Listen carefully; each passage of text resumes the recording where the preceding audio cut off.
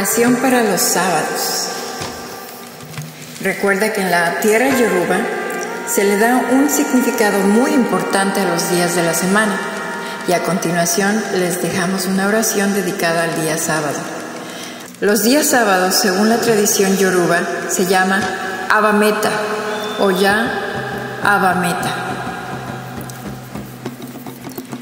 Es un día de los pensamientos, el día que hacer el bien atrae 3 veces las bendiciones, las resoluciones, el bien y la fortuna, y el día de la inocencia. También se puede hacer el mal y atraer el triple de la mala suerte y la vibración del mal al cosmos. Abameta se llama la Trinidad de la energía y las bendiciones asociadas con los días de nuestra vida. En la base, el poder asociado con el aire, Afefe, la tierra, Ile, el sol, Orun, y otros elementos naturales en la creación. Por lo tanto, ora a las siguientes divinidades como Afefe, Afefelele, Alafere,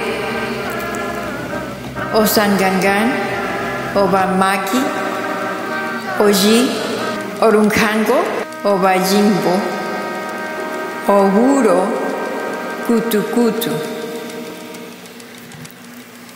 Recuerda que es la razón para que se pueda aprovechar las energías de los orishas, que a la vez se pueden venerar y así obtener el máximo potencial de sus bendiciones. Y la oración dice así: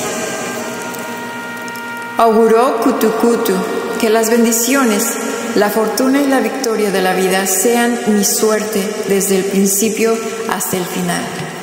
Que Olodumare atraiga a mi vida las bendiciones que me evadieron en la mañana, para encontrarme ahora e iluminar mi camino hasta la eternidad.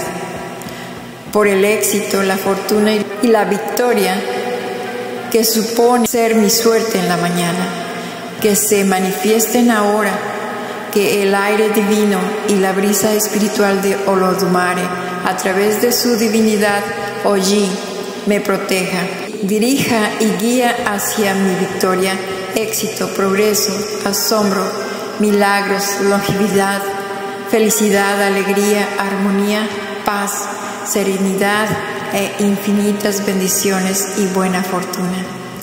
Que así sea, Padre, que así sea, Madre, hoy, mañana y siempre.